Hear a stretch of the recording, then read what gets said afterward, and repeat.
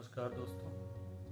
और आप सब कैसे हैं। आज पूज्य गुरुदेव परम पूज्य पंडित श्री राम शर्मा आचार्य एवं वंदनीय माता जी को नमन करते हुए हम सभी बात करने वाले हैं आज चंद्रमा के प्रभावों के विषय में। जैसा कि हम सभी जानते हैं कि चंद्रमा हर 2.5 दिन में अपनी राशि परिवर्तित करते हैं,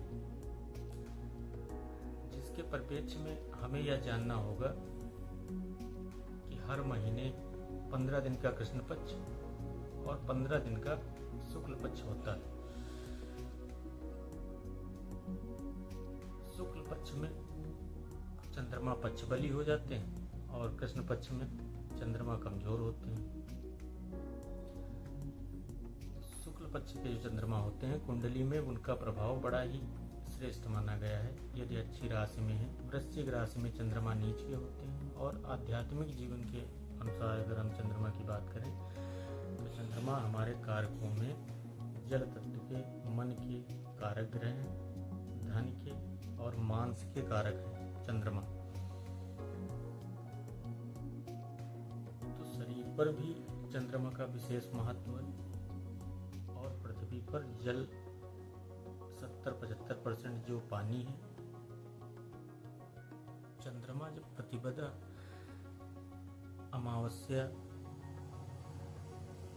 और पूर्णमासी के होते हैं तो सर्वाधिक पृथ्वी के जल पर प्रभाव पड़ता है। लोगों पर भी इसका बखूबी प्रभाव पड़ता है। चंद्रमा के विशेष महत्व को जानने के लिए हमें कुंडली के विशेष भावों में चंद्रमा के महत्व को जानना होगा। हम लोग ये जानना चाहते हैं कि चंद्रमा हमारे शरीर पर क्या प्रभाव डालता है। उसके विषय में आज चर्चा करने के लिए मैं हाजिर हुआ हूँ। इससे होने वाले हमारे शरीर पर प्रभाव और आध्यात्मिक महत्व को हम लोग समझेंगे। शरीर में 75% 70% जल है, जैसा कि हम सभी जानते हैं। जल पर पूर्ण रूपेण चंद्रमा का प्रभाव रहता है। जब चंद्रमा आसमान में पूरा होता है, यानी पूर्णमासी का चंद्रमा जब होता है, तो लोग कहते हैं, पुराणों में, वेदों में भी ये चीज आई है कि लोग सर्वाधिक पागल और सर्वाधिक बुद्धत्व को प्राप्त पूर्णमासी की रात को ही होते हैं। ऐसा हमारा मानना है कि चंद्रमा का सर्वाधिक प्रभाव शरीर पर पड़ता है। आध्यात्मिकता की दृष्टि से पूर्णमासी की रात में तंत्र साधनाओं हेतु बहुत ही बेहतर, जिनकी कुंडली में शनि से चंद्रमा दृष्ट है या राहु से दृष्ट है या युति संबंध में है, ऐसे लोग तंत्र साधनाओं के क्षेत्र में अहम भूमिकाएं निभा सकते हैं।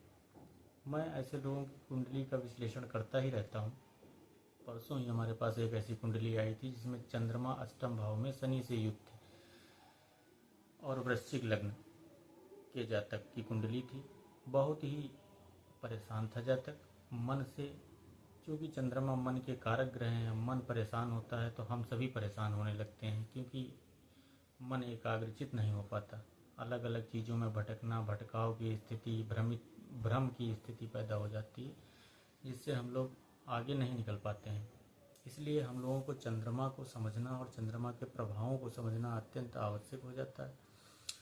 चंद्रमा का 12 भाव में अलग अलग प्रभाव है। चंद्रमा दूसरे भाव में उच्च का और अष्टम, छठे भाव में नीच का हो जाता है, जिसमें वृश्चिक राशि में चंद्रमा नीच का होता है। अपनी स्व राशि की चंद्रमा की कर्क राशि है और वृषभ राशि में चंद्रमा उच्च का होता है। वृषभ 2 नंबर की राशि है। काल पुरुष की कुंडली में 1 नंबर से कुंडली काल पुरुष की शुरू होती है तो 2 नंबर द्वितीय भाव में पड़ता है। द्वितीय भाव संपत्ति का, हमारे पैतृक संपत्ति, हमारे धन भाव को दर्शाता है, हमारी वाणी को दर्शाता है। इसलिए चंद्रमा के प्रभावों को विशेष रूप से समझने के लिए हमें सर्वप्रथम द्वितीय भाव को और चतुर्थ भाव सुख भाव को जरूर समझना चाहिए।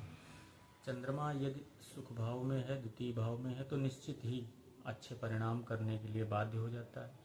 और यदि शुभ प्रभावों से, शुभ ग्रहों से दृष्ट है तो फिर कहना ही क्या, तो लाजवाब रिजल्ट होना चाहिए। मन चंगा तो कटौती गंगा, ऐसा बहुत पुराने से हमारे लोग कहते चले आए हैं। इस विषय पर भी किसी दिन एक वीडियो बनाऊंगा। लेकिन आज चंद्रमा के प्रभाव से संबंधित हम लोगों ने जैसा कि चीज़ें समझी हैं, आप लोगों ने चंद्रमा का आध्यात्मिक जो प्रभाव है उसके विषय में जानने हेतु यह वीडियो आप देख रहे हैं।